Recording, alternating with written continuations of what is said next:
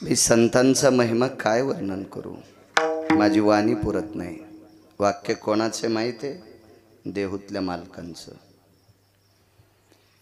श्रीमंत श्री जगद्गुरु तुकोबाराय देहूतले मालक नमूद करतात, या संतांचा महिमा वर्णन करत असताना माझी वाणी अपुरी पडते। तुकोबारायची वाणी किती श्रीमंत होती। फवाऱ्याचं औषध संपलं, कापसाल फवारू लागले एक जण। गड्यान मालकाल फोन केला, मालक अर्धा एकर कापूस फवारायचा राहिला ना औषध संपलं। मालक दुर्गावी होता। गड्याला सांगितलं जाय मोटरसायकलला चालू कर। ते म्हणलं माझ्या अंगात शर्ट फाटकन पुन्हा फवाऱ्यानं मळून गेलंय। असू दे मळक, जाय दुकानात। दुकानात गेल्याच्या नंतर त्यानं सांगितलं आमका आमका औषध पाहिजे। त्यानं सांगितलं ते 27,000 रुपये लिटरचं आहे। पैसे आहेत का तुझ्याकडं? ते म्हणलं माझ्याकडे काही पैसे नाहीत, पण मी आमक्या आमक्याचा गडी आहे। अर तू थांब म्हणले, तू थांब। औषध दिलं आणि दुकानदारानं सांगितलं तुला कळतं का एका टाकील किती टाकायचे? तर ते म्हणलं मालक सांगते। नाही, आमचाच नोकरी येईन औषध टाकून द्यायला।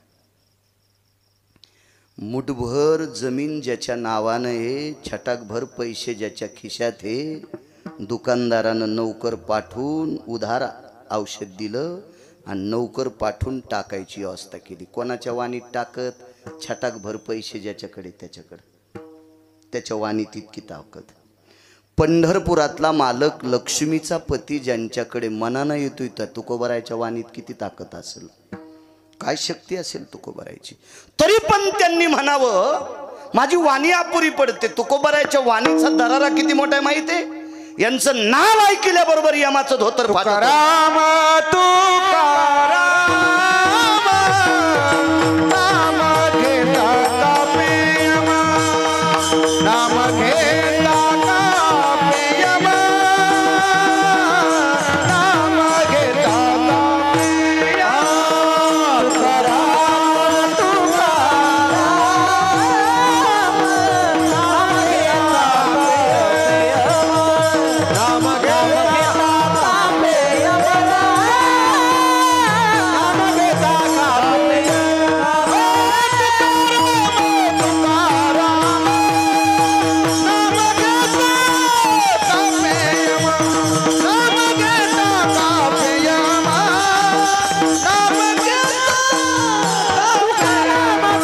तुकाराम नाम घेता कापे यमा, नाम घेता कापे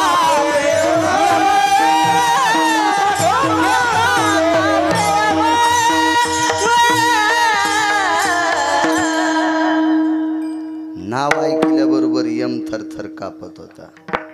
यमाची भीती वाटत नाही त्यानं हातवरी करा ना। औषधाला तर नाही गावसायचा सोंबळ्या एखादा, गप्पा कोणाला हंता येतात। यमाची भीती वाटत नाही। कोरोनात नवऱ्याच्या ब्रशपाशी बायकोचा ब्रश होत नव्हते आणि बायकोच्या ब्रश जो नवरा ब्रश होत नव्हता त्याला वाटलं हिला झाला तर मला होईन आणि हिला वाटलं त्याला झाला तर मला होईन।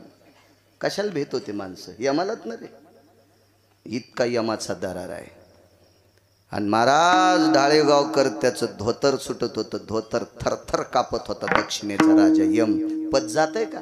खालच्या राजाचं कव्हा येईल कव्हा जाईल, कव्हा तुटन कोणीकडे जाईल मेळ नाही। हे गुलूबशाट झालेले याच्या पण पाया पडतील कव्हा कव्हा। यमाला पाया पडायची गरज आहे का? विश्व निर्माण झालं त्यावेळेस पासून त्याच्याकडे पद आहे आणि तो थरथर कापायचा। याच्या पलीकडे सांगतो, इथं बसलेला केवढा श्रीमंत असेल तर लयच त्याच्या इथं पैशाचा जोर असेल तर गिरगावकराला गडी म्हणून लाईन। लय पैसे त्याच्या इथं उतू आले असतील तर गिरगावकराला गडी म्हणून लाईन। दक्षिणेच्या राजाला गडी लावायची कोणाची मायवेली? तो तुकोबारायची तर गडी होता। काळ गुलाम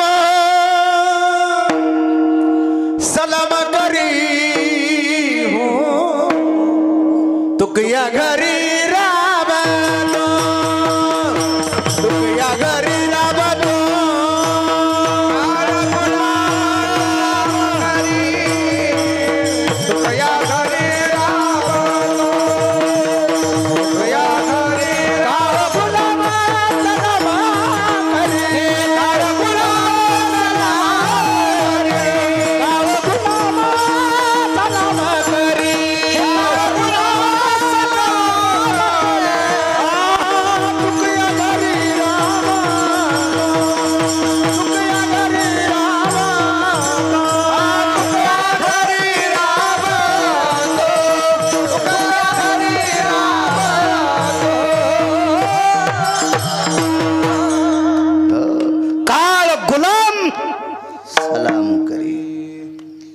इथं बसलेली सगळी माणसं काही शेतकरी असतील, काही व्यापारी असतील, ज्याच्या त्याच्याकडे नौकर असतील. कामावर आल्या आल्या नौकर पाय कोणाच्या पडतो का? होय डाळेगावकर पडतोय? नाही पडत. तुकोबारायची तर काम करायच्या अगोदर मुजरा करीत होता. काळ गुलाम सलाम करी. तो कया घरी राबत असे कोणतंही काम. गेहे भियो यति जायन्ते मिमन्ते यति रूपेषु कलायम गेह जायते नाम यत्कर्मानाम दातवे नैवम गिरगावकर लिखितम. वाटेल ते पडलेलं काम केलं. रजस्वाला भयस्थिती अंबरा भयस्थितायाम जलस्वे ओघ सर्वानाम दक्षिणाधिपतये. महाराज ठराविक लोकांच्या घरी संतांच्या पत्न्या रजस्वाला असताना सुद्धा त्याच्या साड्या धुवाचं काम यमानं केलंय. असे ठराविक लोक त्याच्यापैकी एक तुकोबार आहे. काय दरारा असेल हो, काय दरारा. आणि एवढी वाणी, एवढी नावात ताकद. तेने केला हा पुरुषार्थ. किती मोठा पुरुषार्थ तुकोबारायचा. आणि आपल्याकडे एखादा जर पैशावाला आला आणि त्यानं खांद्यावर हात टाकला, लोक म्हणतात महाराज काय सांगायचं, साहेबांनी माझ्या खांद्यावर हात टाकला. तुला दाबायसाठी टाकलाय. हा, साहेबांनी तू या खांद्यावर हात टाकला म्हणजे तुला साहेब त्याच्या एवढं हो देतो, त्याच्या गोळ्या संपल्यात का त्याच्या एवढं करायला? तुला वर येऊ द्यायचं नाही म्हणूनच टाकलाय. ह्या बारक्या बुरक्यानं हात टाकल्यावर आपण खुश होतो. महाराज विश्वाचा बाप तुकोबारायकडे पाहुणे घराशी आजी आले ऋषिकेशी. काय करू उपचार कोप मोडकी जर्जर. या परिस्थितीत जगाचा बाप यायचा. तुम्हाला आणि मला किती दिवस जिवंत ठेवायचंय आणि कोण्या दिवशी मळ्यात नेऊन फुकायचंय. ज्याच्या हातात आहे त्याला जगाचा बाप म्हणतात. देखवी ऐकवी एक नारायण. ह्या वृक्षाचे पान हाले ज्याची सत्ता. ही सर्व सृष्टी ज्याच्या ताब्यात आहे तो विश्वाचा बाप तुकोबारायकडे मनाने यायचा. किती तुकोबाराय मोठे, वाणी किती श्रीमंत असेल. अनुरेणू या थोकाडा. अनुरेणू या थोकाडा.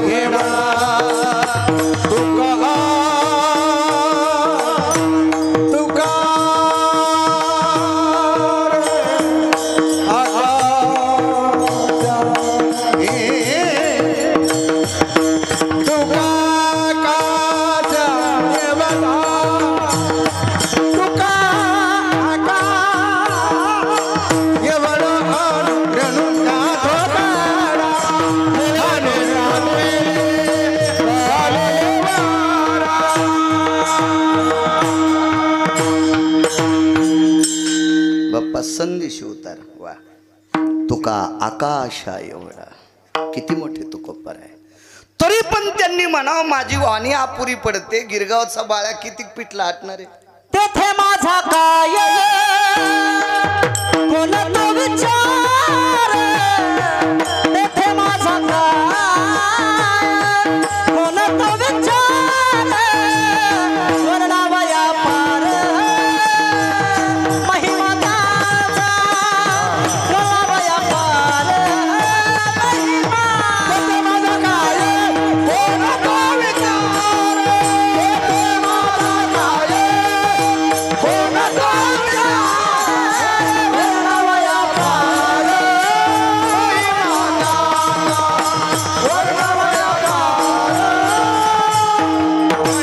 महिमा.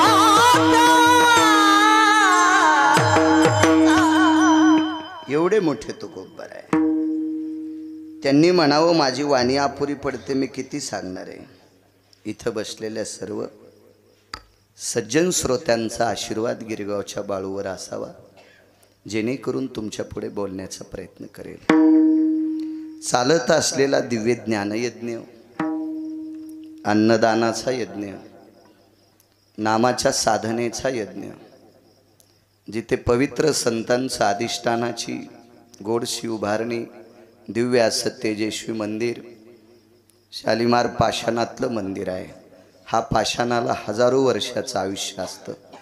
असा फार मोठा परिश्रम करून अट्टहासाने, श्रद्धेने, भावयुक्त अंतकरणाने आपला जीव ओतून गोडसं असं मंदिर सद्गुरू मोतीराम महाराजांचं अधिष्ठान, आदी करून बऱ्यापैकी संतांचं अधिष्ठान, आदरणीय महाराष्ट्राच्या मातीमध्ये कीर्तन परंपरेमध्ये, वारकरी संप्रदायामध्ये नामाचा प्रचार, संतांचा नामाचा प्रचार, संतांच्या नावाचा फार मोठा गोडवा महाराष्ट्रात सांगत असताना, कीर्तन परंपरेत ज्यांचं गोडसं नाव आहे असे विलासजी महाराज गेजगे, त्यांच्या नावातच विलास आहे. म्हणून गोड अशा प्रकारचा वैभवशाली हे संस्थान ज्यांनी उभं केलं. नावात जरी विलास असेल तर जीवन विलासी ठेवू नका. विलासी लोकांचं लय वाजत असतं, विठाला विठाला विठाला.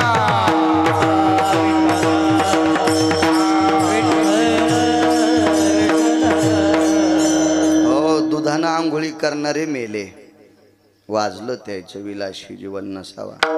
साधूकडं पलंग सुद्धा महागाईचा नसावा. साधूने विलासात डोकं घातलं रे घातलं की त्याचा गिलास पालथा करीत असतो देव. विठाला विठाला विठाला.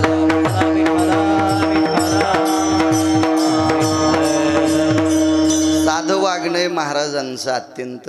मलाही एक फोन आला तारखेच्या संदर्भात, थोडंसं वाटलं चला जाता येताना. मी एकदा मागे मंदिराचं अर्धावट काम होतं, पेटीपर्यंत आलतं, त्यावेळेला पाहलतं.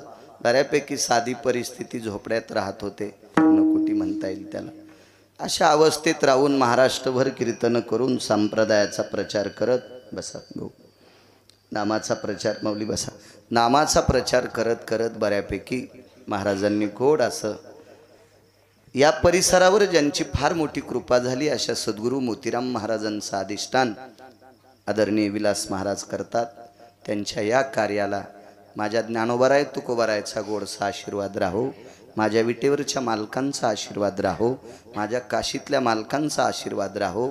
या परिसरातल्या सात्विक, सदाचारी, पुण्यशील, कष्टानं दाम कमवणाऱ्या, सुदाम, सु म्हणजे चांगला आणि दाम म्हणजे पैसा, असा कष्टाने दाम कमवणाऱ्या सदाचारी, पुण्यशील परिसरातल्या सद्भक्तांचं लक्ष या पवित्र संस्थांवर राहो. ती वृत्ती तुमच्या अंतकरणात विटेवरच्या मालकानं देवो, अशी मालकाच्या चरणी प्रार्थना करतो आणि माझ्या अभंगावर येतो. विठाला विठाला.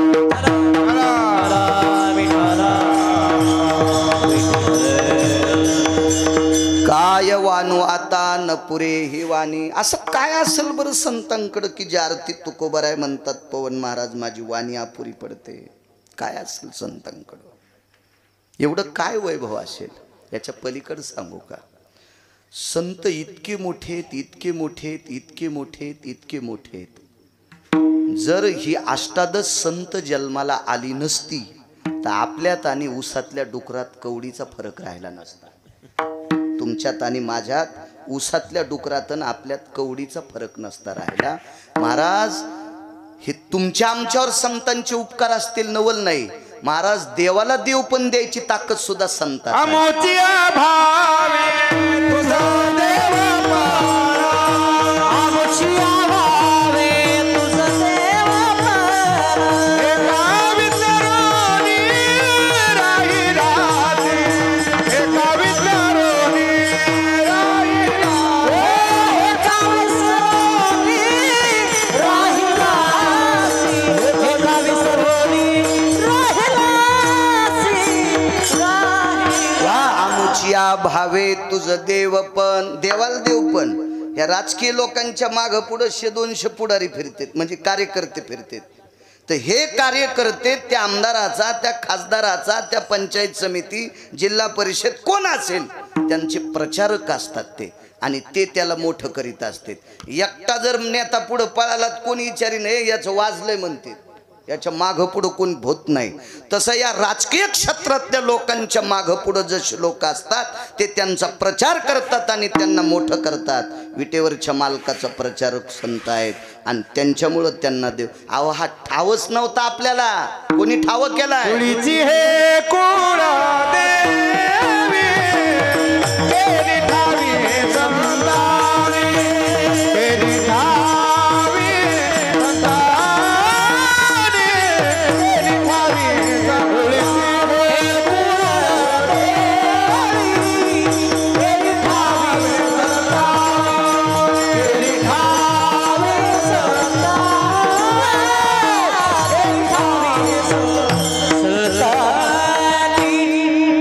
महाराज विटेवरचा मालक हा वैकुंठामध्ये एका फार अधिकार तत्वावर विलासात होते. क्षीरसागरात शेषाच्या आसनावर होते. माहीत नसता झाला आपल्याला, तो माहीत केला ज्ञानोबाराय तुकोबारायने. काय व्याप्ती आहे लोकांची, देवाला सुद्धा मोठं करण्याची ताकद ज्यांच्या तिथे संत येतं. आणि म्हणून काय वानवाता न पुरे ही वाणी, कळेल रुचेल पचेल अशा भाषेत तुमच्या पुढे बोलतोय. आजचे पंक्तीचे यजमान मला वाटतं गावकरीच होते. हो हो ना, काय नाव आजच्या पंक्तीचे? गणपत पाटील कुंडगीर. आणि ते म्हणले सुद्धा गिरगावच्या बाळूच्या कीर्तनाच्या दिशीत पंगत द्या. आणि वैजनाथराव बोडणर आजच्या प्रसादाचे यजमान ते, त्यांनाही कोटी कोटी धन्यवाद. किती मोठी संत आहेत. त्याच्यापेक्षा आपला मराठवाडा किती मोठा आहे लक्षात ठेवा. मी बोलत राहिलो मगाशी मंदिरात, तुम्हाला सांगितलं होतं आपण किती मोठी माणसं आहेत. फक्त ज्याच्या गावाला गंगा त्याच्या गुडघ्याला सांगा. किती मोठी माणसं आहेत, किती मोठी माणसं आपण. हा मराठवाडा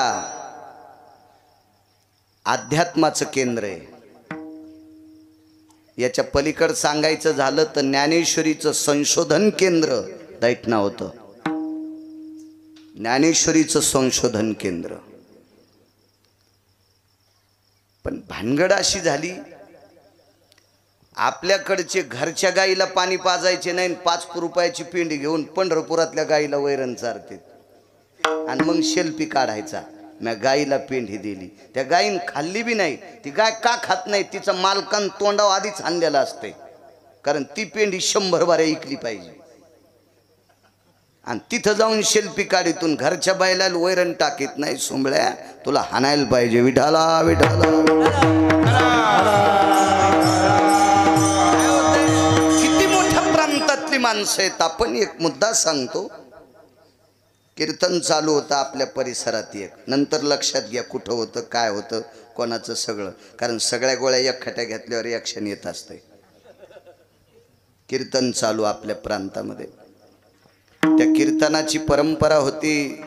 गेजगे बाबा 5 वाजता कीर्तनकाराच्या गळ्यात विना यायचा आणि सूर्यास्ताला जय विठ्ठल व्हायचं. सूर्यास्त झाला की पंक्ती बसायच्या, अशी ती परंपरा होती.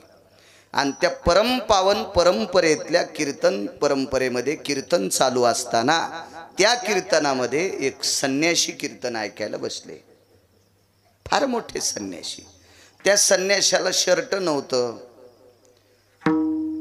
मोठ्या माणसाचं वाक्य सांगतोय, त्या संन्याशाला पैशाचं स्वप्नच पडलं नव्हतं. याच्या पलीकडे काय सांगायचं तुम्हाला? पैशाचं स्वप्न नाही पडलं, स्वप्न सुद्धा. असा भगव्या रंगातला, कामाला वासनेला विस्तू लावलेला महात्मा होते. आणि ती परंपरेचा नियम होता, सूर्य मावळल्याबरोबर कीर्तनकाराचं तोंड पश्चिमेकडे असायचं आणि कीर्तन ऐकणाऱ्यांचं तोंड पूर्वेकडे असायचं. अशी ती पद्धत होती विलासबुवा. आणि त्या कीर्तनकाराला बरोबर दिसायचा आता संधी प्रकाश आहे, आता सूर्य मावळलाय. रजकण सूर्याचे किरणाचे त्या रजकणात मिसळलेले आहेत, तोपर्यंत माणसाचे चेहरे दिसतेत. त्यावेळेला विठोबा रखुमाईचं भजन, ज्ञानोबाराय तुकोबारायचं भजन आणि जे विठ्ठल घ्यायचं आणि मग लोकांनी पंक्तीला बसायचं. अशी ती पद्धत. त्या दिवशी कीर्तन 6 वाजले असतील. त्या दिवसा सूर्यास्त किती वाजता असेल देव जाणे. काय वानवाता न पुरे वाणी सांगतोय. आणि कीर्तन त्या संन्याशी महात्म्याला एवढं आवडलं. पण त्या संन्याशी महात्म्यानं असं थोडंसं मागं वळून पाहिलं. 12 ते 13 मिनिटात आता सूर्यास्त होणार आहे असं त्या संन्याशाला कळालं. त्या संन्याशाचं नाव होतं धीरजगिरी.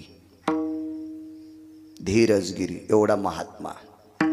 आणि त्या महात्म्याने विचार केला आता सूर्य मावळतोय आणि आपल्याला कीर्तन ऐकायची, आपल्या कानाची भूक थांबलेली नाही. कानाला चांगली भूक लागावी. याच्या पलीकडे सांगू का, चांगलं ऐकायची भूक लागावी. हो, कीर्तनात जर सटाके ऐकायची तुमच्या कानाला भूक लागली तर कीर्तनकाराला कोण्या नरकात टाकेल ते यम ठरील. पण पाकिट देणाऱ्याला सुद्धा अर्ध पाप असतंय. विठाला विठाला विठाला.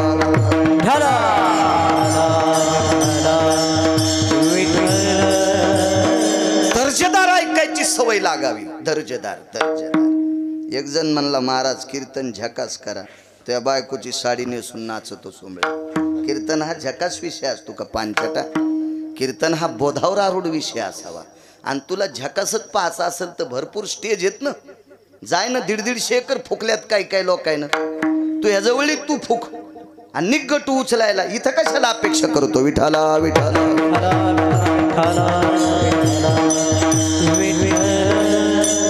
त्या महात्म्यानं विचार केला आता अजून आपल्या कानाची भूक भागलेली नाही ना ऐकावंसं वाटतंय. मांडीखाली चिमटा होता आणि मागे न पाहता नुसता असा चिमटा वाजिला आणि एक सांगितलं, ऐके भास्करा, हे प्रकाश देवता, हे सूर्यनारायणा, हे दिवाकरा, ऐक रे राजा, हे प्रकाश देवता, ऐक रे दादा, ऐक राजा, मला कीर्तन ऐकू दे. थांब थोडा वेळ.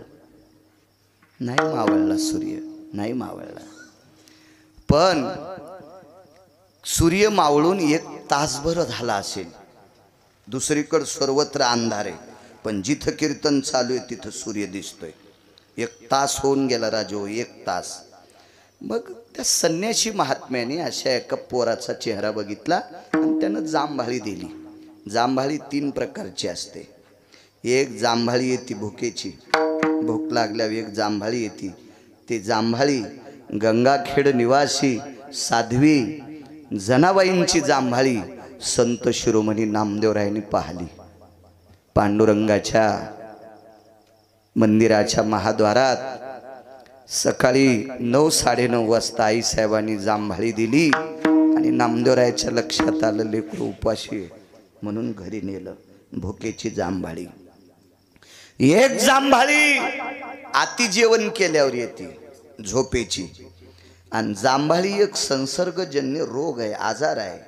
भगवान दादा तुम्हाला आल्यावर मला येते आणि मला आल्यावर तुम्हाला येते. नाथ बाबा महाराज जांभाळी एकाला आल्यावर त्याची बैठकीत आपण गप्पा करीत बसलो ना, प्रफुल्लित जरी असेल तर मला आली की तुम्हाला 1-2 घाल जांभाळी येतीच.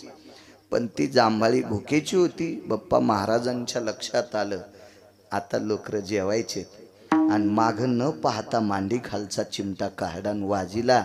जाय प्रकाश राजा जाय. डोळ्याचं वरचं पापण खालच्या पापणाला चिटकते एवढ्या अवकाशात अंधार पडला. सूर्य थांबवायची ताकद धीरजगिरींची. सूर्य थांबवायची ती परंपरा ठाकूरबुवाची. ती परंपरा ठाकूरबुवाची. विज्ञानानं किती शहाणपणा केल्यावर सूर्य थांबल. किती कोंबडे पैशावाले एका जाग्यावर झाल्यावर सूर्य थांबल.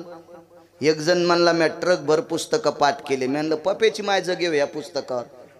दुसरं काय करशील तू? पप्याची माय जगेशील, लय दागिने घेशील, फुकून देताना पुन्हा काढून घेशील. का अंगावर थोडेच देत असते? काय करशील? मी तुम्हाला नाही सांगायलो. मी आमच्यात तुम्हाला काय मागणं पुढं फुफुटा उडं हे आमचं चाललंय. तुम्ही डोक्यात घेऊ नका. विठाला विठाला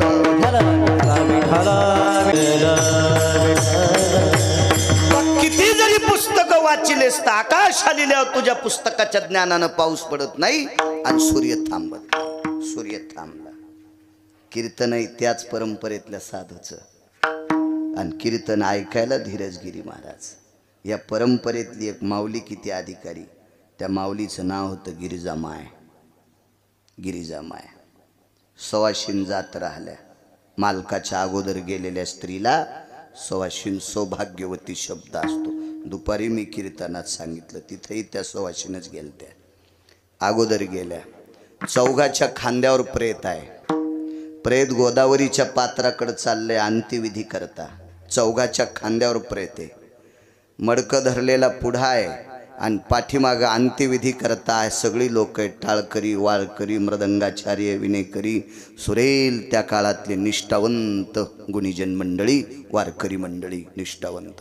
मोठ्या ते परिसरातलं तो परिसर, ते आकाश सुद्धा टाळाने आणि मृदंगाच्या आवाजाने दुमदुमून गेलं.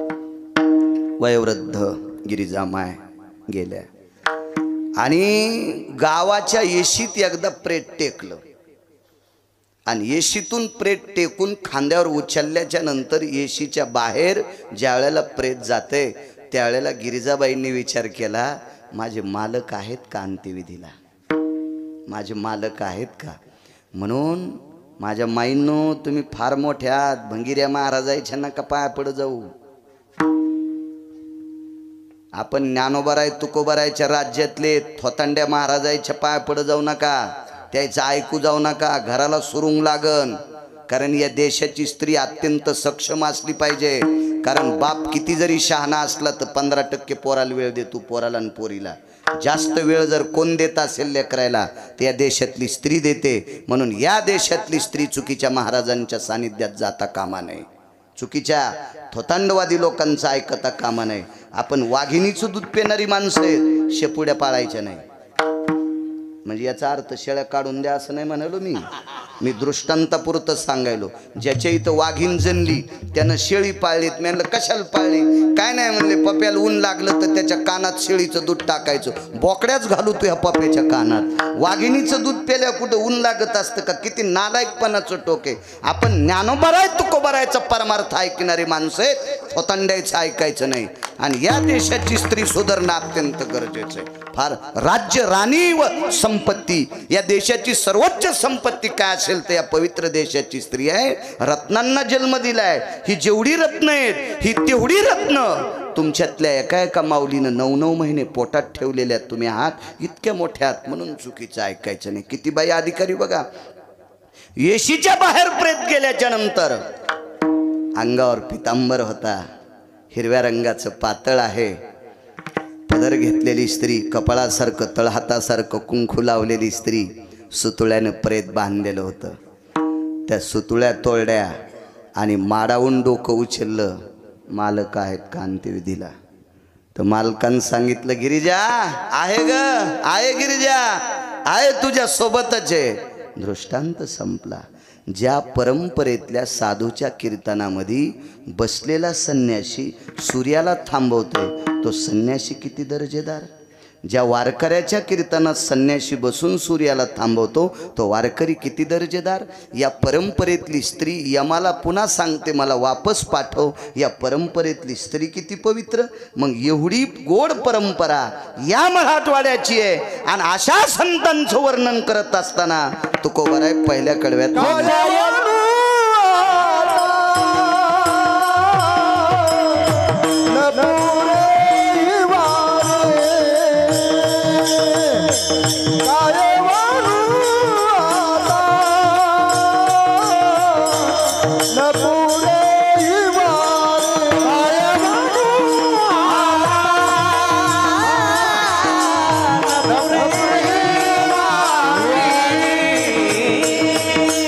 Ah!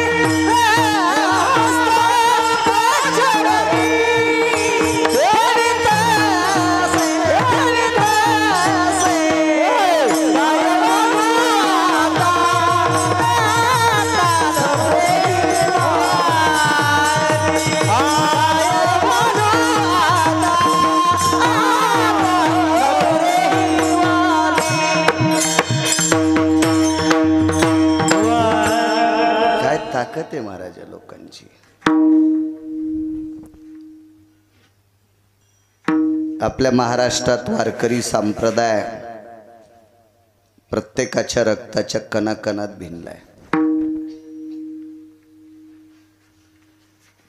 पण वारकरी संप्रदायाचा प्रचार महाराष्ट्राच्या बाहेर अष्टादश संतांपैकी संत शिरोमणी नामदेवरायांनी दुसऱ्या राज्यात पण केला.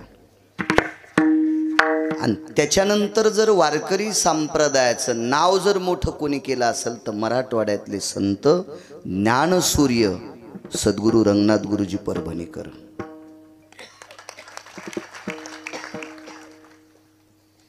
महाराष्ट्राच्या बाहेर नामदेवरायाच्या नंतर वारकरी संप्रदाय बाहेर कोणी दाखवला असेल काय दर्जेदार संप्रदाय, या संप्रदायाची महती काय, या संप्रदायातले लोक किती अधिकारी आहेत ते श्री गुरु रंगनाथ गुरुजी परभणीकरांनी दाखवावं. राजराजेश्वर शास्त्रींनी गुरुजींनी संध्याकाळी काशीला यज्ञ होता. किती मोठ्या प्रांतातली माणसं आहोत आपण. काशीला यज्ञ होता, वय झालं गुरुजींचं. संध्याकाळी लघुशंकेला उठले.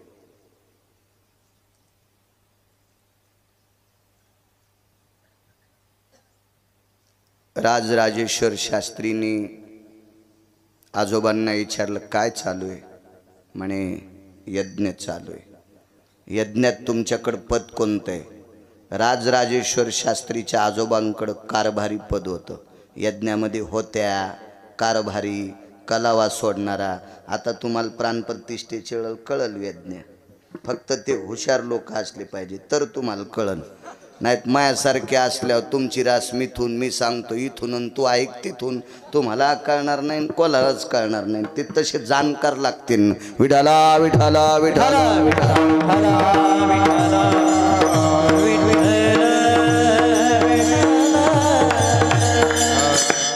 तुम्ही कारभारी आहेत यज्ञातले. होय. का झोपले नाही अजून. 1 वाजले राजेश्वर शास्त्रीला घरी यायला. राजेश्वर शास्त्री घरी यायला. काय वानू आता नपुरे वाणी सांगतोय. आजोबा अजून तुम्ही जाग्यात. अरे काय महात्मा आहे मराठवाड्यातला महाराष्ट्रातला. काय झालं आजोबा. अरे यज्ञाच्या एका आहुती करता पात्रातलं तूप संपलतं. तर यज्ञकुंडाची एक वीट काढली आणि आसव सुक्त गाल्याबरोबर इटीचं लोणी होते लोणी आणि त्या लोण्याच्या आहुत्या पडल्या. राजराजेश्वर शास्त्री म्हटले महाराष्ट्रात असा विद्वान कोण आहे. कोण आहे असा विद्वान. त्यांच्या आजोबांनी सांगितलं त्यांना रंगनाथ महाराज परभणीकर म्हणतात. आणि गुरुजींना नाव तिथून पुढे पडलं बरं का. रंगनाथ गुरुजी परभणीकर हे काशीतून नाव पडलं भगवान दादा. मग राजराजेश्वर शास्त्रीने आजोबाला विचारलं 1 वाजलाय रात्रीचा गुरुजींची भेट घ्यायची. वेळ आहेस की काय. म्हणे ते झोपले असतील. त्यांचं दर्शन घेतल्याशिवाय झोप नाही. लघुशंकेला उठले. विचारलं आश्रमात गुरुजी कुठे आहेत. झोपलेले आहेत, थांबलेले आहेत. काय कर्म नो गहनो गती. गुरुजीला जाग आली. लघुशंकेला उठले. लघुशंकेला जात असताना बूट घालून चालले होते. राजराजेश्वर शास्त्रीने लोटांगण घातलं. रात्री 2 वाजता ती संत परभणी जिल्ह्यातले, ती संत मराठवाड्यातले. काय भाग आहे आपला. जेते हरीचे दास जन्म घेती. जेते हरीचे दास जन्म घेती. जेते हरीचे दास जन्म घेती. जेते हरीचे दास जन्म घेती. पवित्र कुळ पावन प्रदेश. जेते हरीचे दास जन्म घेती. जेते हरीचे दास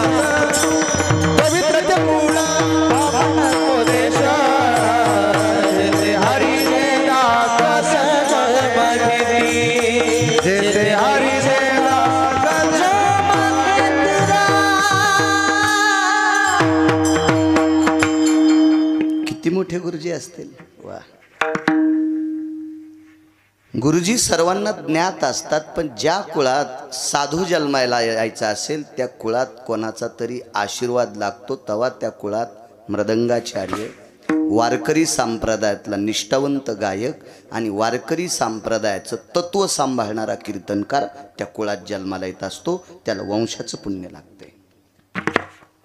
चला, गुरुजी किती मोठे आहेत मला काही सांगता येणार नाही, तेवढी माझी व्याप्ती नाही, माझी लायकी नाही, माझा अधिकार नाही, तो माझा दर्जाही नाही. पण या गुरुजींची परंपरा का तुकोबर आहे म्हणतात काय वानू आता. यांच्या कुळात एक रानोबा नावाची व्यक्ती होऊन गेली. रानोबा सोनपेठहून वारी करायची पंढरीची. दशमीला सकाळी स्नाना करता चंद्रभागेत जायचे.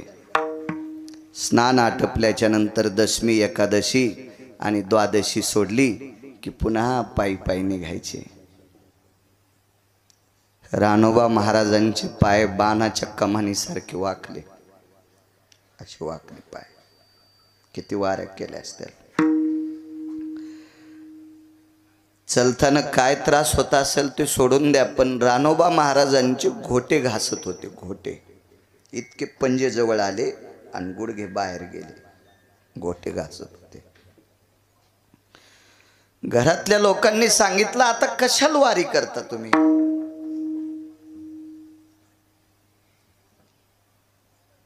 रानोबा महाराजांनी सांगितलं, अरे वारीसाठी माझा जन्म आहे, वारीसाठी. हो, आता काही तुम्ही मला नकार देऊ नका, जाऊ देत जा. वारीहून आल्याबरोबर 4 दिवस उठायचे नाही. इतके पाय सुजलेले असायचे, पायाला वर्ण पडायचे. पण कधी त्यांनी घरच्यांपाशी अशी व्यथा मांडली नाही. पाय दुखतेत रे, आमकं होतं रे, तमकं होतं रे, काहीच नाही. त्याला माहिती, त्यांना माहित होतं आपण म्हणलं की आपल्याला पुन्हा नकार करतील, जाऊ नका म्हणतील. ठीक आहे. एकदा वारीला रानोबा महाराज गेले. रानोबा नावाचे ठराविक लोक माझ्या यादीत आहेत, म्हणजे माझ्या वाचनात. मी यादी करणारा कोण नालायक, पण माझ्या वाचनात आहेत. त्याच्यापैकी रानोबा नावाची एक वारकरी होते. त्या वारकऱ्याला पंढरपुरातल्या मालकांनी चोखलेला अर्धा आंबा त्या वारकऱ्याला भेटला. हे रानोबा वारकरी सोयराबाईचे सासरे होते. मंगळवेढ्याचे मालक श्रीमंत चोखोबाराय यांचे वडील होते. आणि जन्माला आल्याबरोबर ज्यानं भजन केलं त्यांचे आजोबा होते. काय नाव होतं बापू? उपजत कर्म मेळा वाच विठ्ठल सावळा, वाच विठ्ठल सावळा,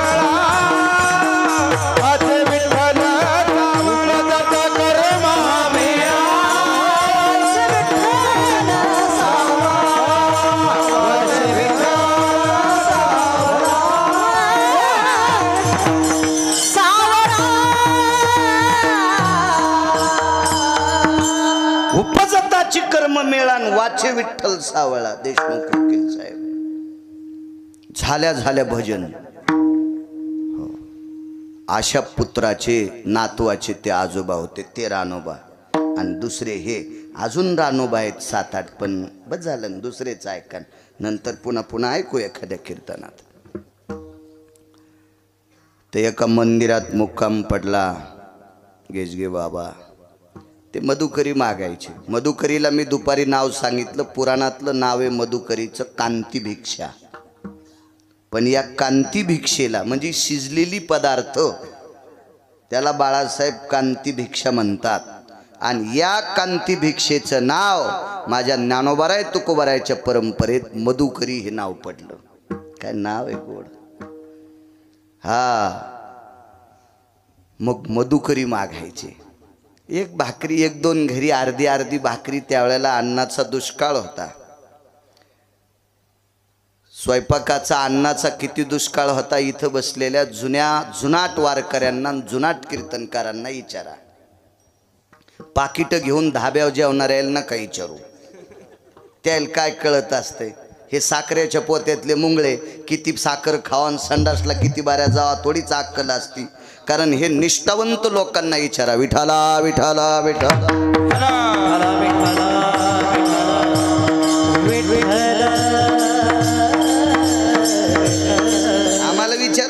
आम्ही वाऱ्यातले लोक इथं. वार जाऊनी म्हणजे बरं आहे.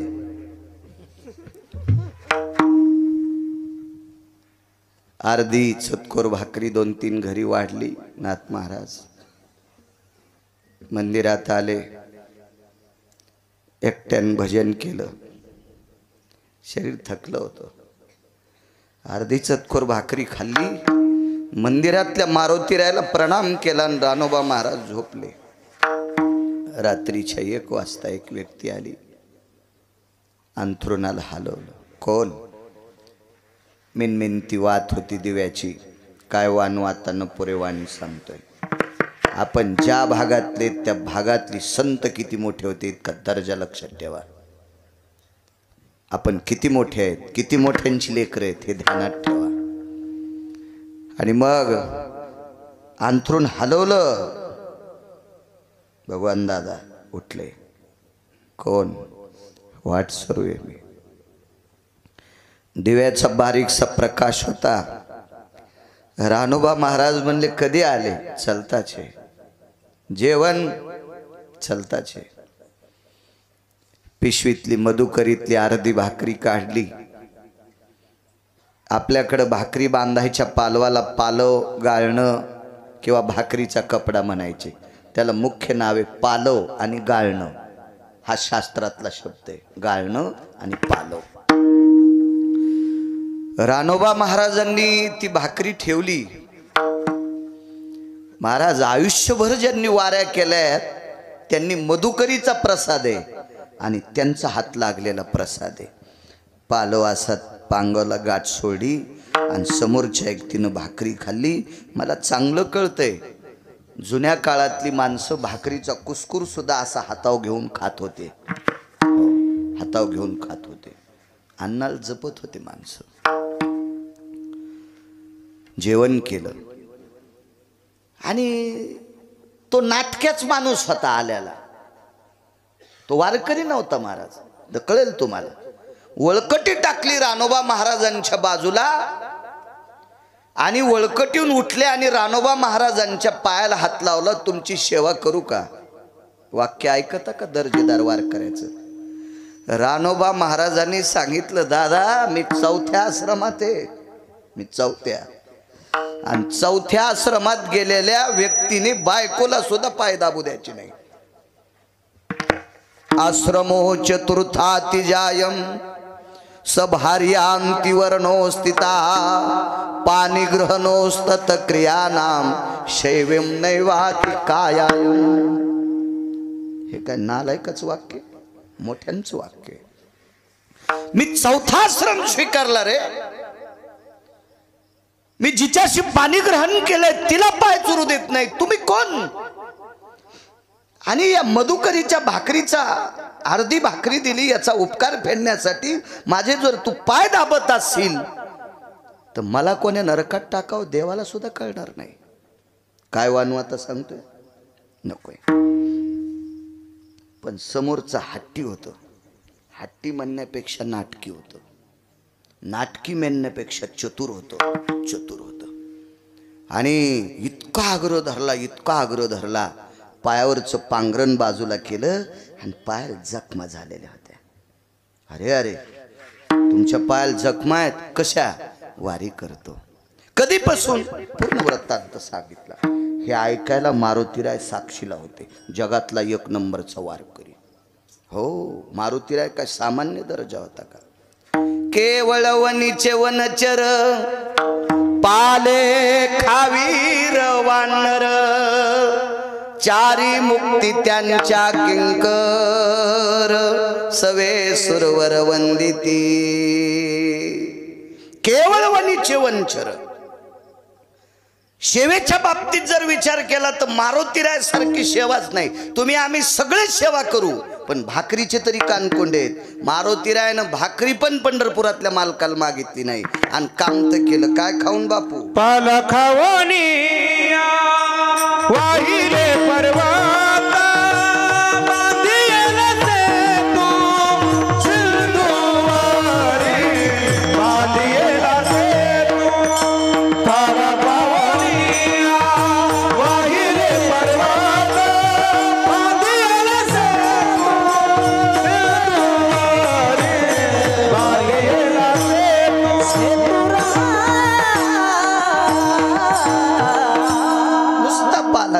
तुझिया कृपे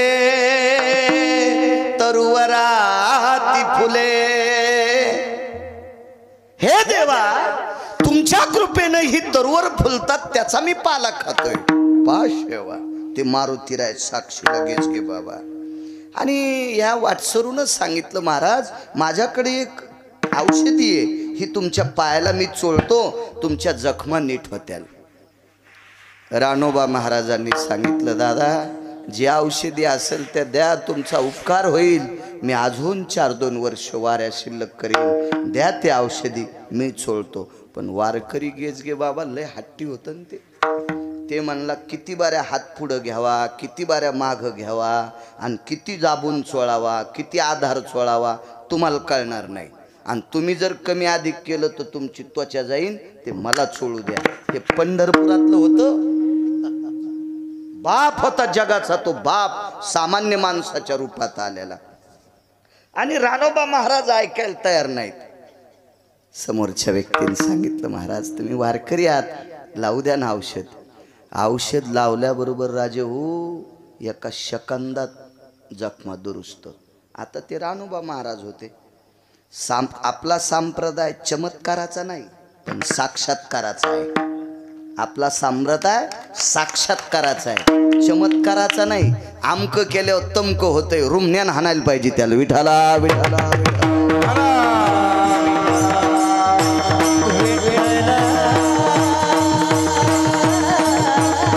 आपल्या संप्रदाय साक्षात्कार येत, चमत्कार नाही, साक्षात्कार येत. आणि ते दुरुस्त झाला, पाय हात धरला. कोण येत आपण? एवढी तुमच्या हातात ताकद.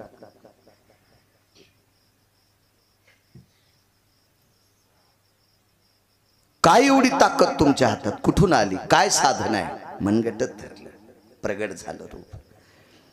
साष्टांग दंडोत केला, देवा तुम्ही हो. तुमच्या वारीची साधना फळली, ती एवढी तपाला गेली की त्याचा बोजा माझा झालाय माझ्या डोक्यावर. ब्रह्मांडाचा धनी तो संती केला ऋणी, कर्ज आहे माझ्या डोक्यावर.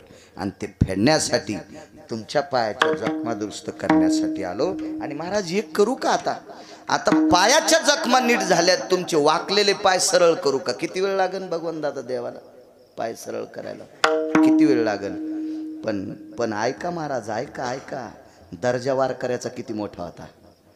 रानोबा महाराजानं सांगितलं, देवा माझा पाय सरळ काय करशील? तुम्हाला 20 वर्षाचं पोरग करशील हे मला कळतंय रे. पण माझे पाय जर तू सरळ केलेस ना देवा, माझ्या गावात सगळ्यात जास्त तुझ्या दर्शनाला येण्याऐवजी माझ्या दर्शनाला लोक जास्त येतील. बुवाबाजी करीत नव्हते ते वारकरी असते. बुवाबाजी नकोय, ते वारकरी असते. देवानं सांगितलं, ऐका महाराज तुमचं पाहून बरीच लोक वारी करतील. नकोय देवा, नको रे नको. देवा अख्खा मराठवाडा माझ्या पाया पडायला येईन रे. आणि तो मराठवाडा पाया पडायला आल्याच्या नंतर मला थोडासा गर्व होईल आणि मी तुझ्याकडे येण्यासाठी इसरल. देवा नकोय रे नकोय. देवा माझ्या जखमा नीट केल्यास, आता माझे पाय सरळ करू नकोस. दर्जा किती मोठा रानोबा महाराजांचा. रंगनाथ गुरुजी किती मोठे असतील ते भाग सोडून द्या, पण त्या कुळातले रानोबा महाराज किती मोठे होते, ज्यांच्या पायाच्या जखमा दुरुस्त करण्यासाठी जगाचा पाप येत होता. कारण देवाला कामाला लावायची ताकद या मराठवाड्यातल्या संतांची आहे. म्हणून देहुतले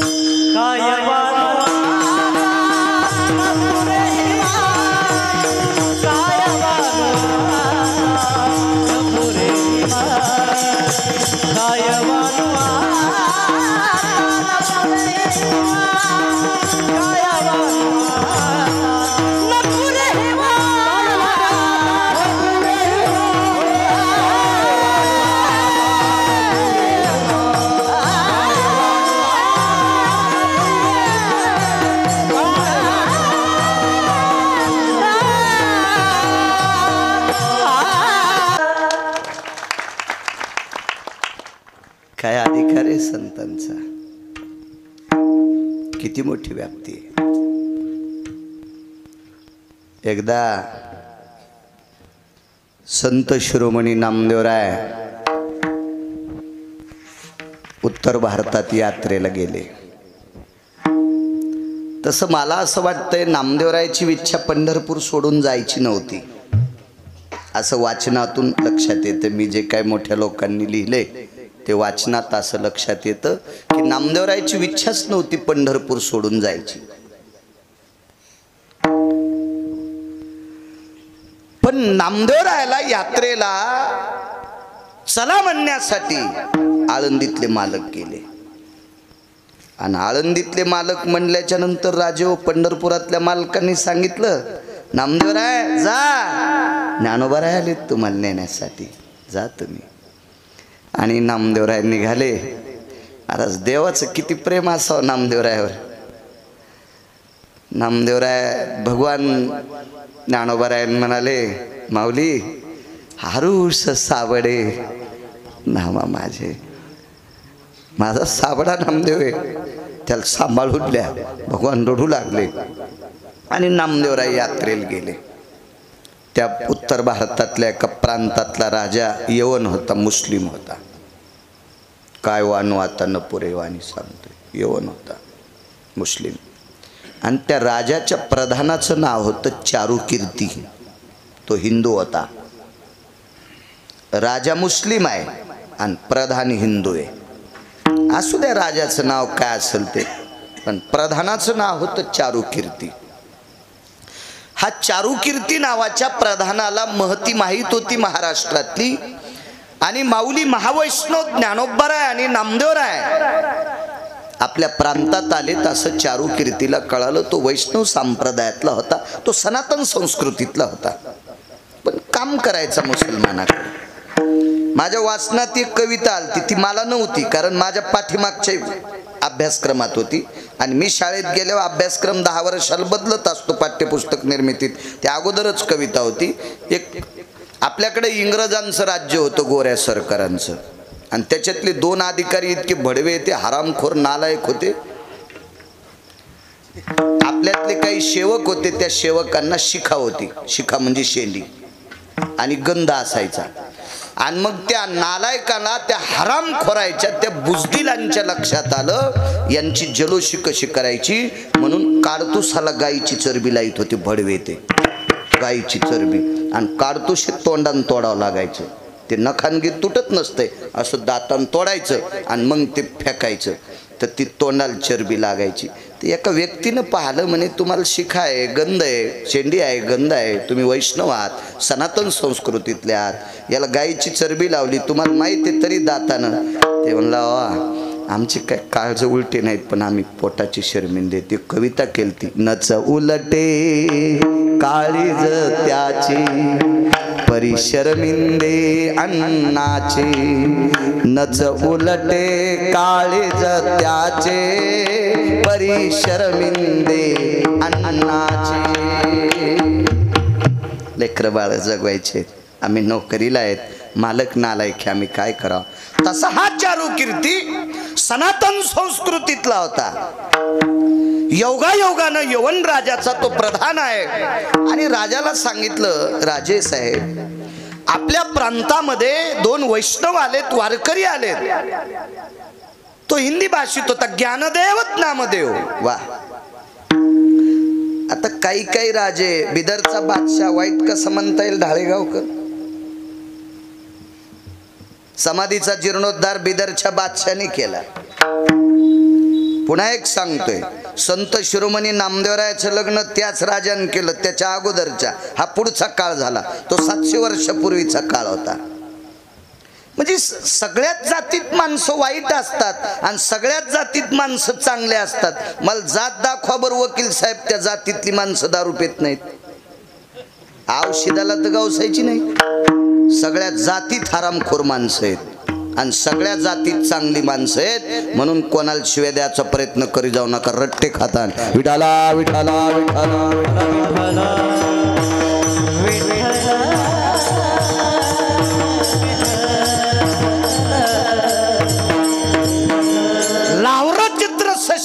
धरणाऱ्या कुळातली बाई कौशल्यपेक्षा श्रेष्ठ ठरली. लाहोर चित्र ससे धरणाऱ्या कुळातली बाई यशोदेपेक्षा श्रेष्ठ ठरली. आणि लाहोर चित्र ससे धरणाऱ्या कुळातली बाई विलासबुवा देवकीपेक्षा श्रेष्ठ ठरली. जातीवर सांगतोय.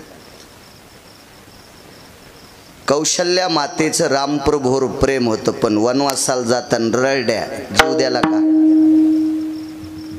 ररड्याच ना फक्त, त्याच्या रडण्यानं भिंती रडत होत्या.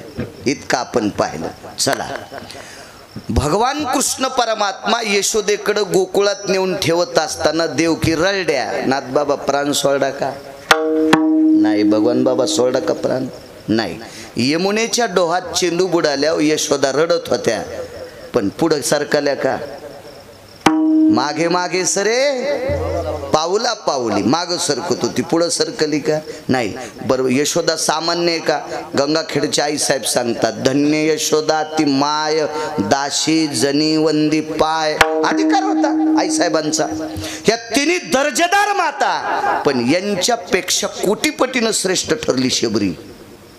प्रभू रामचंद्राच्या पायाच्या जखमा पाहिल्या. पाय धुवाच्या निमित्तानं विचारलं, देवा जखमा कस काय? म्हणले, पितृ आज्ञे करता बिना चपलाचा फिरतो, सहनच झालं नाही आणि पायावर देह ठेवला. तियेचे येणे जाणे संपले, खुंटले. तियेचे येणे जाणे खुंटले. देवाच्या पायाच्या वेदना पाहिल्यावर तिला प्राण ठेवा वाटत नाही. तिनं उत्क्रमण केलं आणि प्राण त्यागून टाकलं. कसं वाईट म्हणता तुम्ही? नाही. सज्जन नावाचा खाटीक. आज अयोध्येतली मूर्ती ज्या पाषाणाची, त्या पाषाणाला शालिमार पाषाण म्हणतात. हा पाषाण गंडकी नावाच्या गंगेत असतो. पंढरपुरातल्या मालकाला शाप प्रदान झाला आणि मालक पाषाण होऊन पडले आणि त्या पाषाणाची मूर्ती आहे. त्या पाषाणाच्या मूर्तीला तुळशीच्या पानाचा नैवेद्य असतोय आणि त्या शालिग्रामाचा पाषाण तराजूत ठेवून एकीकून मास टाकून एकीत होता सज्जन नावाचा खाटी. सज्जन कसा या इकुला के मास. चला, मग हा चारुकीर्ती नावाचा प्रधान ज्यांच्याकडे होता तो राजा वाईट आहे असं म्हणता येणार नाही. चारुकीर्ती प्रधानाचा ऐकून तो राजा बाहेर आला, रथात बसला, सारथी सोबत आहे, चारुकीर्ती प्रधान सोबत आहे. आणि चारुकीर्तीने पायावर डोकं ठेवलं आणि राजाने दोन्ही हात छातीवर टेकले. त्यांच्याकडे पायावर डोकं ठेवण्याची पद्धत नाही. ज्याचा त्याचा धर्म आहे. आपण कशाला हिचकायचं? फुकट कळण शेंडी वळवळ काय घेणं आहे का आपल्याला त्याच्यावर? अगं मला एक जण म्हणला, मुसलमान पित्र घालीत नाहीत, मग त्याचे पित्र, मग तू सुनता कर. काही गरज आहे का आपल्याला ह्या कुटाण्यावर? मला सांगत काही काही संबंध आहे का आपल्याला? ते नाहीत घालीत. अरे त्यांच्या धर्मात सांगितलं नाही सोमळ्या. आपल्याकडे सांगितलं आपण मोठ्यांचं अनुकरण करायचं. हा संप्रदाय कोणाच्या बापाची जहागिरी नाही. हा संप्रदाय वेद प्रणीत आहे. हा संप्रदाय शास्त्र प्रणीत आहे. हा संप्रदाय मुख्यतः पुराण प्रणीत आहे. पहावे पुराणी विचारोनी. आणि हा संप्रदाय ऋषी प्रणीत आहे. हा संप्रदाय मुनी प्रणीत आहे. मोठाले ज्या रस्त्यानं गेले त्या रस्त्यानं आपण जायचंय. आपल्या मनाची माकडं नाचवायची नाही. विठाला विठाला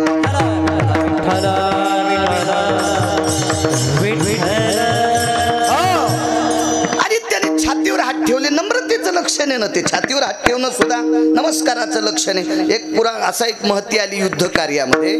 द्वापार युगातला एक प्रसंग होता. शस्त्र संपले आणि जयद्रथ ह्या 24 लोकांपैकी हरामखोर होता. हे दुर्योधनाचा मेवना होता. हे 24 लोक नालायक होते महाभारतात. याचे नाव सकाळी सकाळी घ्यायचे नाही. शकुन्या, दुःशासन्या, दुर्योधन्या, जयद्रथ्या बजाले 4. 24 पैकी 4. 20 घरी गेल्यावर पहा. गुत थोडं घेतलं मी सगळे सांगायला. बाकीच्या महाराजाला विचारण मात पिना पाडता का? विठाला विठाला विठाला.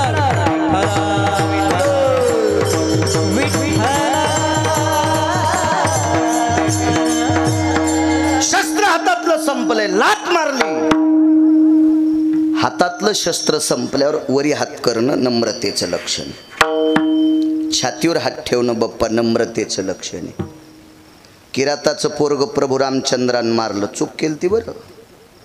वशिष्ठाच्या कोर्टात केस टाकली होती आणि मालक चुकले होते. ह्या चुकीमुळं तर मायन बाप सोडून 11 वर्ष 53 दिवस दुसरीच्या घरी राहावं लागलं. सुख ही पंढरपुरातल्या मालकाला सहन होत नाही तर आपण कोण्या बेसरामाची फुलं आहेत. विठाला विठाला विठाला.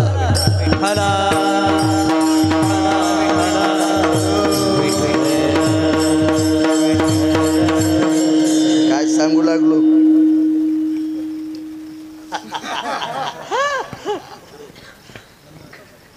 नम्रतेचं लक्षण. वा. तर ती किराताची बाई स्वतःच्या पोराचं प्रेत घेऊन आली ती प्रभू रामचंद्राच्या दरबारात.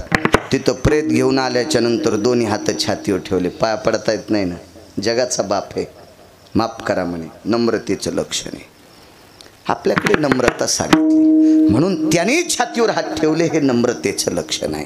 आणि त्या चारू कीर्तीनं ज्ञानोबारायच्या चरणावर लोटांगण घातलं, नामदेवरायच्या चरणावर लोटांगण घातलं.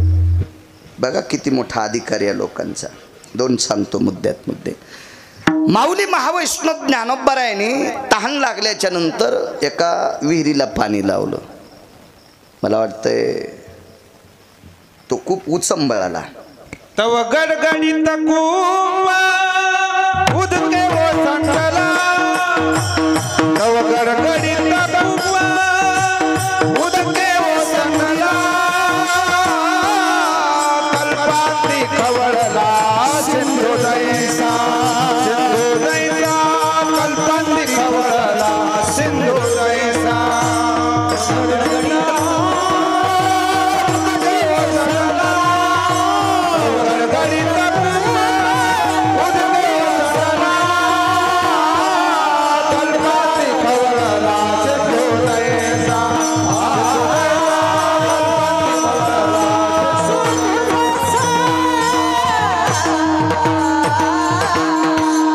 कल्पांती खळवळला सिंधू जैसा.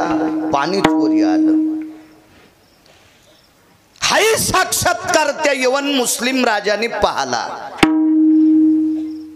पण काही काही माणसं चमत्काराला नमस्कार करणारे असते. टाळेगावकर महाराजांना नारळ द्यावा. हा चतुराबाईच्या नातीला पोरग झालं. हो.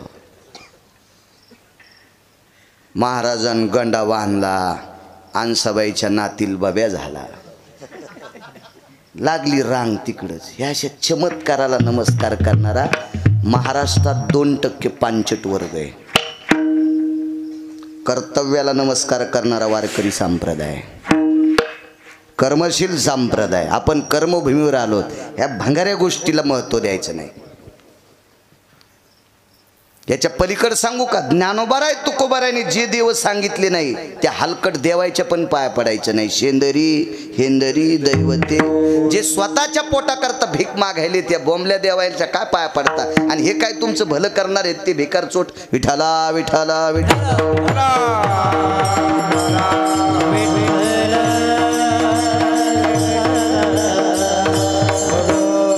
तसा त्या राजाच्या यवन मुसलमान राजा त्याच्या लक्षात आलं. एक महात्माजीने बोले ही रील काय म्हणते हिंदी भाषेत.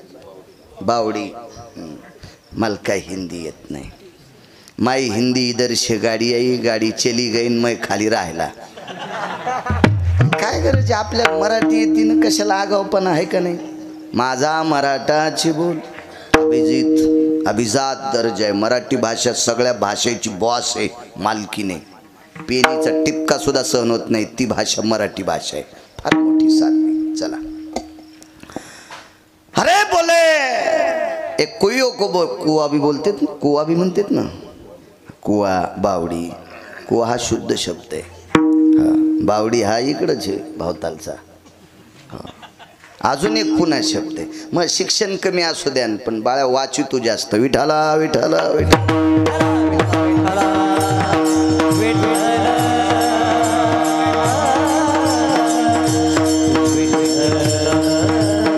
जाऊ द्या. हिंदीत कुवान बावडी, मराठीत काय म्हणते तिरीला. ते नाही सांगायचं, पुढचं सांगायचं दुसरं. हा हा हा हा. चिरिया कोण घाली पदा मात्रा ते ठेली, बारवपणा पावली तीच हो. अष्टमात्र्यातल्या 4 मात्र्यातल्या 14 मात्र्यातल्या कोणावर येते तिला 12 म्हणतात. सवे चंद्रबिंब भासे ग्राम उथंबोनी नाचे स्नानाविरही आरजे तृष्णा भागे आडमंती त्याला आड म्हणायचं. पण तुम्ही गावातल्याला आड म्हणतात राजे हो. पुढचं ऐकन गिरगाव करायचं हे पहिल्या वर्गातलंय. कॉलेजमधलं ऐकन पुढचं विठाला विठाला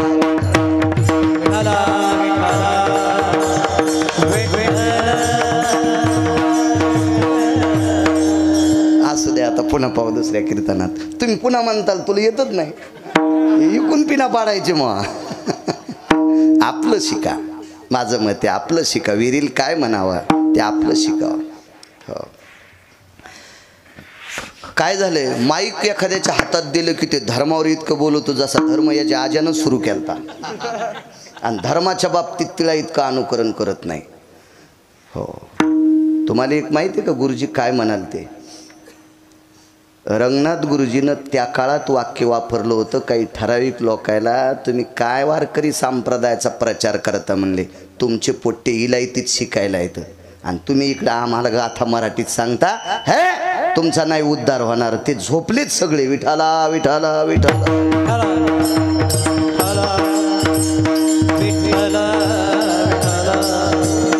आपल्या प्रांताचं वैभव आहे. मराठी भाषा फार मोठं नाविन्य. चला असो. मला विहिरीला पाणी लावलंय. हे महात्माजी हे काय करते? तेवढ्यात ते गुराखी गाई घेऊन चालला होता. आता राजा म्हणल्यावर त्याला सांगितलं धरा ती गाय धरली नाही. एका तलवारीतच 2 तुकडे. शरीर एकीकडं डोकं एकीकडं. नामदेवरायला कस तरी वाटलं अरे अरे आपल्या समोर जिवंत गाय कापलेली पाहिली. आपलं काय पाप होतं आलं. चारुकीर्ती जवळ आले आणि सांगितलं म्हणले महात्माजी ते मराठीतही बोलायचं. नामदेवरायला हिंदी येत होती. अभंग फार आहेत नामदेवरायचे भरपूर. हो. काय झालं? काही नाही. ही तुमची परीक्षा आहे. काय परीक्षा आहे? ऐका राजाचं. राजानं सांगितलं अब महाराष्ट्र के संत है जी बोले ए गौ माता जिंदी करतो बोले. नामदेवराय म्हणले त्याच्यात काय ताण घ्यायचा. कधी करताल? वेळ सांगितला. त्याच वेळेला विटेवरचे मालक आले. नामदेवरायला उठवलं. काय म्हणले? काय नाही गाय लगेच जिवंत. सामान्य साक्षात्कार आहे. साधा साक्षात्कार आहे का? हा साक्षात्कार आनंद आश्रमामध्ये उत्तर भारतामध्ये कबीरजींच्या कानावर गेला आणि कबीरांनी उत्तर भारतात नामदेवरायाचा वारकरी संप्रदायाच्या बाबतीत महती गायली. तिथले आचार्य पंडित शास्त्री वेदांतिक पुराणिक हे सगळी लोक मग पंढरपूरला निघाले. त्यावेळेला आपल्याकडे शास्त्रींची संख्या फार कमी होती. आता आपण नशिबवान आहेत.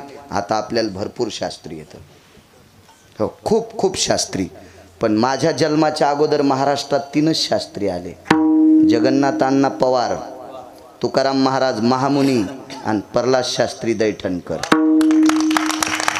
त्याच्यात आपण इतके नशिबवान आहेत. त्याच्यातले एक शास्त्री आपल्या मराठवाड्यातले भगवान दादा प्रल्हाद शास्त्री. काय गोडवा. आता आपण खूप नशिबवान आहेत की आपल्याला खूपशे शास्त्री बघायला भेटतात. तो काळ अवघड होता. हे पाय हे लय रगील माणूस हो. काय करावं तरी मी सांगत असतो गपचिक बसा. पण काय करावं आता. विठाला विठाला विठाला.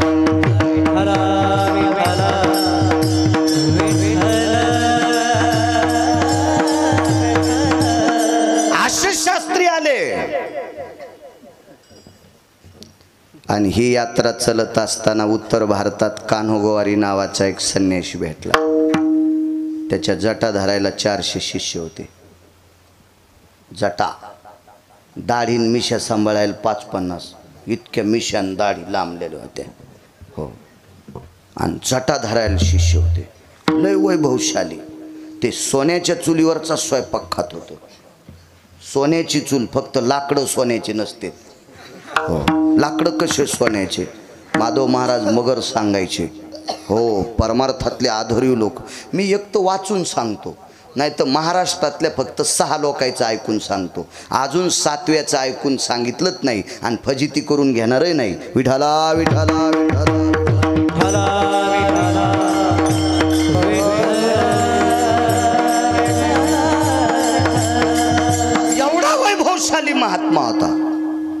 ज्याचं पात्र सोन्याचे, ज्याची चूल सोन्याची, भांडे सोन्याचे, भगुने कडची उलथनं सोन्याची, कुंड्या सोन्याच्या, तांबे सोन्याचे, एवढा मोठा वैभवशाली. कहाँ जा रहे? बोले पंडरी जा रहे. कौन है? बोले पंडरपुर में ज्ञानदेव नामक संत है, नामदेव संत है. हाँ जी बोले. नामदेव बोले पत्थर को दूध पिलाता है. बोले पत्थर को. मुक्ताई साहेब सोबत होत्या. काय वानू आता न पुरे वाणी सांगतोय. वेळेत संपवून लोकांना त्रास द्यायचा नाही. कशाला पाप घेऊ मी लोकांना त्रास देऊन. पत्थर को दूध पिलाता है. मुक्ताई साहेब म्हणल्या दादा हे पत्थर पत्थर कशाला म्हणाले रे? ज्ञानोबा म्हणले मुक्ता पत्थर म्हणजे दगड. आता मुक्ताई साहेबाला कुठं कळत नसते. आदिशक्ती होत्या त्या. हा सगळ्या शक्त्या जिथं इजत्यात तिथं ती शक्ती सुरू होती त्या मुक्ताई साहेब. बाकीच्या सगळ्या शक्त्या झोपल्या ती शक्ती जागी होती त्या मुक्ताई साहेब येतात. पण चला माधव महाराज सांगायचे असं सहज. आणि म्हणले पंढरपुरातल्या मालकाला दगड म्हणते का हे? हो म्हणले हो. मुक्ताई साहेबांनी कान्हो गोवारीला विचारलं आप पत्थर को दूध पिलाते? जी बोले मैं पिलाता. सोन्याच्या गुंडीत दूध आणलं, मांडीवर चिरा घेतला. आता आपलं चिऱ्याचंच दगड आहे. याला चिरा, खरं नाव चिरा असतं बरं या पाषाणाला, चिरा. आणि ते चिरा मांडीवर घेतला आणि गुंडीत लावल्याबरोबर त्या चिऱ्यानं गुंडीभर दूध पिलं दगडानं. कान्हो गोवारी सिद्ध संन्यासी होता. आणि सिद्ध लोक काही काही चमत्कार दाखवत असतात, पण सिद्धाचा चमत्कार उद्धाराचा नसतोय. हो म्हणून ज्ञानोबारायन लय ठोके आणले, यायच्या नादी लागू नका. तरी लय सुंबळे आपले बिनशेपटीची अकलच नाही द्यायला. विठाला विठाला.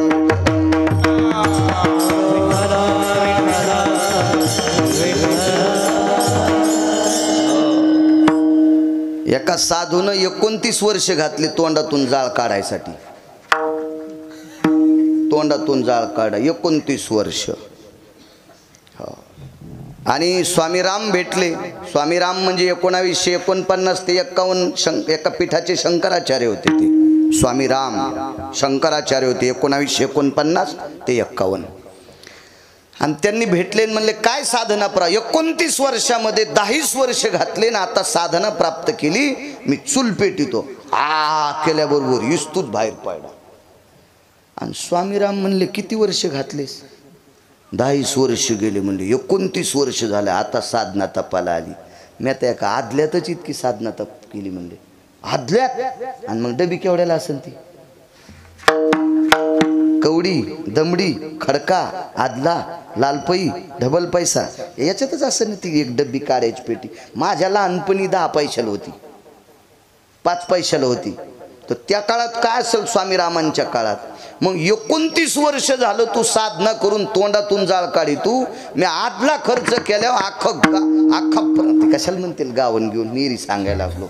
हो लाखो मेलेले फुकायची ताकद माझ्या डब्बीत आहे. मग या सिद्धीच्या क्रिया सिद्धी लावी कोणतया अशा काही चमत्कार असते चमत्कार. मग त्यालाही ती सिद्धी प्राप्त होती. सिद्ध्या काय असतात? अनिमा गनिमा. माऊली महावैष्णव ज्ञानोबारायने कोण्या सिद्धीचं लाघव केलं तर लघिमेचे लाग. हा लघिमेचे लाघव. लघिमा नावाची सिद्धी. गाथा ओरिजिनल वाचायचा तर माथा शुद्ध होत असतो. हे नारे नारे नारे नारे नारे नारे काही ते चाललाय सध्या आता काळ. हो हो हे तुमच्यातल्या 2% लोकांकडे लय पैशाचा जोर झालाय. हे तुम्ही जास्त वाढवलंय. विठाला विठाला.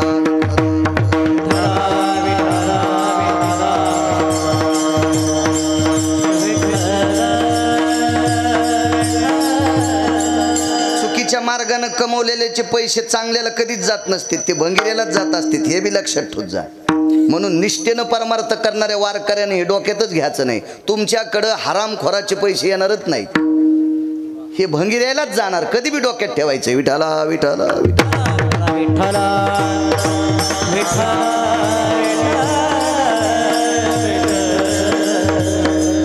मुक्ताई साहेबांनी ते पाहिलं.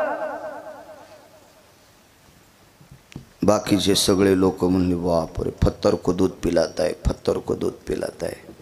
मुक्ताई साहेब बाहेर आल्या.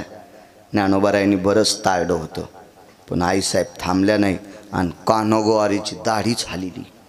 चाटा धरून लय मोठा माणूस होता तो, लय मोठा म्हणजे यानं. हो, आपल्याकडं ज्याच्याकडे हे लय का त्याला म्हणते ते लयच मोठा महाराज आहे. काय येडपठेस तू सुंबळ्या. आपल्या संप्रदायात पैशानं महाराज मोठा नसतो.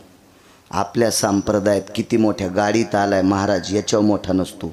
आपल्या संप्रदायात आचरणावर महाराज मोठा असतो. विठाला विठाला विठ्ठला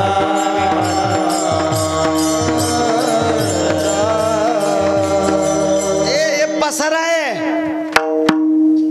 विलास महाराजानं 50 मजली मठ बांधला तरी ते मठ काय, ते मठ आहे. ते सगळ्यात मोठी शक्ती आचरणाची.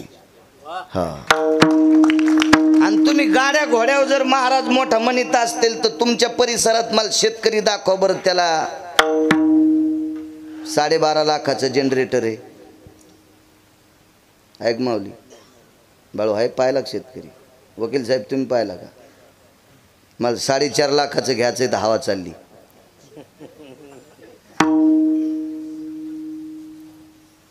तर 14.5 लाखाचं जनरेटर कोणाला असतं माहिती का राजेव? लोकनाट्यवाल्याला.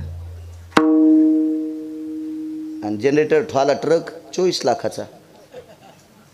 जनरेटर कशात असतं द्यायचं? पायी असतं काय? किती लाखाचा ट्रक? 24 लाखाचा. जनरेटर 14.5 लाखाचं. कोणाला आहे? लोकनाट्यवाल्याला. आणि मग असं काय असतं त्यांना बसायला? लक्झऱ्या, एसी लक्झऱ्या. याच्यावर काय नसतंय. कधी कधी एखाद्याकडे जास्त पैसे झाले म्हणजे तो महाराज मोठा आहे असं डोक्यातलं काढून टाका. एखाद्याकडे लय लोक जमा होते म्हणून ते पण डोक्यातलं काढून टाका. हालीहून मी बैल घेतले, मला जर शेतीचा नाद आहे म्हणून तर इतका टकटक बोलतो. एक जण म्हणला लय कडक बोलतात, कीर्तन बंद होते. म्हणलं जाय सुंबळ्या, निघाला पठ्या कापूस याचायला. बात काळी माय. आणि काय हसायला, आपल्या बाप दादानं काळ्या माईवरच तुम्हाला मला मोठं केलंय. एक लक्षात ठेवा, मोठ्यांचं वाक्य. सगळ्या संतांच्या अगोदर कोणती देवता असेल तर काळी माय. अगोदर काळी माय देव, त्याच्यानंतर अष्टादश संत देव, आणि तिसरा देव कोणता असेल तर पंढरपुरातला मालक आणि काशीतला मालक. पंढरपुरातल्या मालकाला आणि काशीतल्या मालकाला बी संतांच्या आधी देव मानायचं नाही, कारण संत जन्माला आले नसते तर त्याला देव पण कोणी दिलं नसतं. म्हणून आधी काळी माय देव, त्याच्यानंतर संत देव, आणि त्याच्यानंतर पंढरीतला आणि काशीतला मालक देव. ज्याच्या नावानं ईदभर 7/12 असेल तो महाराष्ट्रातला राजा असेल. काळ्या माईवर प्रेम करा, कळून येईल गिरगावकराचं कालांतर. मी असेल नसेल तो भाग सोडून द्या. चला, काय सांगत होतो? बैल घेतले. 2.25 लाखाला बैल जोड घेतला. पैशाची काय अडचण नाही महाराज, चांगलं चालले. म्हणजे तुम्ही इतकं हसले म्हणजे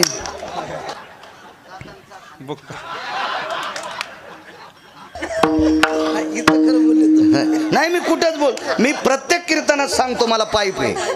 मला दाबून सोडून गप्पा हाणायचा नादच नाही. आमची इथे एक बाई गावरान तुपात चपात्या खात होती. काय खाल्लं जिजी तर काय नाही, कुटके खाल्ले. सकाळच्या मसडच मेली. देव म्हणला तुपात चपात्या खातीन, कुटके म्हणाली, मसडच मेली. मग चांगलं चाललंय, मी कशाला कुथू? मालकाची कृपा आहे, सगळं चांगलं चाललंय, गोड चाललंय पद्धतशीर. तुम्ही घरचं खाता तरी सुखी आहेत. मी महाराष्ट्रातल्या किती गावातलं तूप खाल्लंय तरी कुथायलो. आणि नियम मला इंच भर जागा ठोचा नाही लाल करायची, आहे का नाही? किती आहे का नाही? महाराज लोकांनी कुथायचंच नाही, आपण अद्याप नाही. चला, 2.25 लाखाचा बैल जोड आणला. खाला काय त्याला? मका असेल, कडूळ असेल, गजरा असेल, कडबा असेल, पेंड असेल, पण कुठं? बांधून. आणि देवाला सोड्याला कठाळ्या. देवाला सोड्याला कठाळ्या काय खातो? कोणाची मका. मग काही काही नशीबवान कठाळे येत. तशी एखाद्याकडे लय पैसे आहेत म्हणून ते कठाळ्या समजायचा. तुम्ही कशाला स्वतःला लहान समजिता? पाळलेल्या बैलाला साधं समजित असते तर. अरे पाळलेला बैल व्यसनीच्या आणि मुंगशाच्या चौकटीतला आहे, आणि देवाला सोड्याला कठाळ्या मुंगशाच्या आणि यशनीच्या पलीकडचं आहे. ते तुम्हाला आवताला धरता येत नाही, चिखल तुडवायला आणता येत नाही. हे लयच झालं तर लांबून हात जोडी जा, जवळ गेल्यावर फाटक्यात दात पाडीन. विठाला विठाला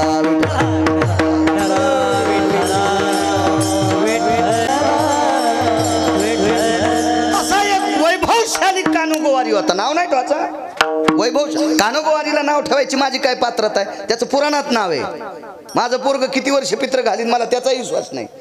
नाही एवढं नका असं गडे, तितका इचकाल्याला बाजार नाही. तुम्हाला राग येईन म्हणून माझ्या पोरावर घेतलंय, पण तुमचं सांगायलो हे ध्यानात ठेवा. विठाला विठाला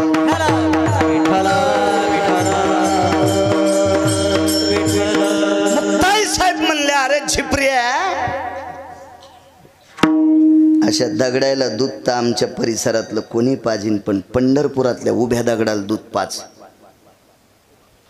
मग तू या खडावा पुसायचं काम मी करीन. ते तितकं ठसलं. कानोगोवारी भूषणात आलं. पंढरपूरला शिबिर ठोकलं. रावट्या गिवट्या त्या काळात ठोकल्या. शिष्याला सांगितलं मंडईतून दूध आणा. 550 गवळी आमके तमके जवळ बोलिले. काय लिटर दूध घ्यायचं, पण बिना धारवाण्याचं दूध, म्हणजे पाणी न टाकलेलं दूध. सोन्याच्या गुंड्या 100-200 दूध. हरेच भरले तिथं. ती सोन्याची गुंडी त्याच्यात बुडिली. दूध पाजण्यासाठी कानोगोवारी निघाला. नामदेव पायरीपर्यंत, आता जी नामदेव पायरी चोखोबरायची समाधी, तिथपर्यंत कानोगोवारी ह्या शिष्यमंडळन ते थाटन ते वैभवन ते अशी ती गुंडी सोन्याची. लोक बघायला अशी, त्या काळात काय अशी गर्दी नव्हती. 550 लोक म्हणजे लय गर्दी वाटायची. आणि पण तात्विक लोक होते. कानोगोवारी कानोगोवारी, उत्तर भारतातला महाराज आहे, उत्तर भारतातला महाराज आहे. आणि ती सोन्याची गुंडी पाहणं, देवाला दूध पाजणारे, देवाला दूध पाजणारे. पंढरपुरातल्या मालका इतका गुंड जगात कोणी नाही. हे वायरच वारणार, टाटरच वारणार, ह्या गुंडाळायचं काय असतं? हे पैपच वारणार, कोणाचे कापसच वारणार. हे गुंडाळ तर काही कुठं पडे ते काय नाही. ते किती मोठा गुंड आहे माहिती आहे का? जगात 6 गुंड जन्माला आले. 6 गुंडापैकी 1 नंबरचा गुंड होता रावण, ज्याची 1 चौकट इकल्यावर 13-12 खासदार. कोणाची मायवेली त्याच्या विरोधात फॉर्म भरायला. अशा 7 कोटी चौकटी होत्या त्याच्याकडे. आणि एवढ्या मोठ्या गुंडाला दुपारी 2:18 पंढरपुरातल्या गुंडानं आणलंय. आता किती नंबरचा गुंड येतो? तर तुमच्या मायासारख्याला तर चालता चालता फुकीन न तो सामान्य आहे का? आणि ते फुगिराल मोजित नाही. तिळ मात्र जरी होया अभिमान, मेरू तो समान भार देवा, मोजित नाही ते. आणि फुगिरा असे त्या लगेच कळतेत. जाणोनी अंतर वर्त तसे देव चतुर चतुर येतो किंवा चतुरा तो शिरोमणी, गुण लावण्याची खाणी. ती लावण्य शिरोमणी आहे चतुरांचा. चोखोबारायच्या समाधीची जी जागा आहे तिथपर्यंत तो कानोगोवारी महाराज आले. आता जी नामदेवरायांची समाधी आहे पायरीला, त्या पायरीवर पाऊल टाकल्याबरोबर दूध थोडंसं कोमट झालं. कोमट लेकराला पाचते असं कोमट झालं. आणि कानोगोवारीने विचार केला, अंगार नाही, अग्नि नाही, हे तो गरम हो रहा है. बोले ते हिंदी होते ना, ते कस काय गरम व्हाले म्हणे दूध. आता पुढे गेल्याच्या नंतर डाव्या हाताला साक्षी गणपती बाप्पा आहेत. हो, मालकाच्या दर्शनाला किती गोड चाललाय ते लय सूक्ष्म डोळ्यानं पाहते. गणपतीचे डोळे बारीक असतात. हो, आणि सूक्ष्म डोळ्यानं पाहते. किती लफंग्या, किती नालायक हे, किती हरामखोर आहे, त्या डोळ्यानं पाहतेत गणपती बाप्पा. आणि आता उजव्या हाताला जाताना एक समाधी, जळोजी मळोजी नावाच्या अधिकाऱ्यांची समाधी. आणि पुढं त्यांनीच बांधलेलं ते मंडप. आणि गरुड खांबाच्या अलीकडे एक खांब होता, त्याला गरुड खांब नाही, एक पार होता, त्या पाराला गरुड पार म्हणतात. आता तो पार नाही शिल्लक ठेवला, तो कधीच गेला. जुन्या लोकांना फक्त ती सांगतात तो गरुड पार होता. आता आपल्याला तो बघायला भेटत नाही, ते खणून काढत त्या काळातल्या काही लोकांनी. मग त्या पारापर्यंत आले आणि कानोगोवारीनं वळून पाहिलं, मागं पुढं किती माणसं आहेत. आणि तितकं पाहिल्याबरोबर समोर मालकाला बघितल्याबरोबर मालकानं अग्नीन सांगितलं, ह्या फुगिराच्या हातानं मला काय करायचं नैवेद्य. अग्नीन प्रवेश केला आणि दुधात उचंबळलं दूध, वाफा आल्या. इतका हात भाजला की पहिल्याच गुंडीला कानोगोवारीचं कातडं चिटकून गुंडी खाली, हाताची त्वचा चिटकून गुंडी खाली. हर लाव, पैशाला कमीत नाही, और दूध लाव, गंगा लाव, जाती नाही ना हात में, लाव बोले लाव. पुन्हा एक गुंडी आणली. आणि ती गुंडी हातात घेतल्याबरोबर इतकी तापली की मास चिटकून खाली गेलं. अशा 25 गुंड्या, 25 पाचा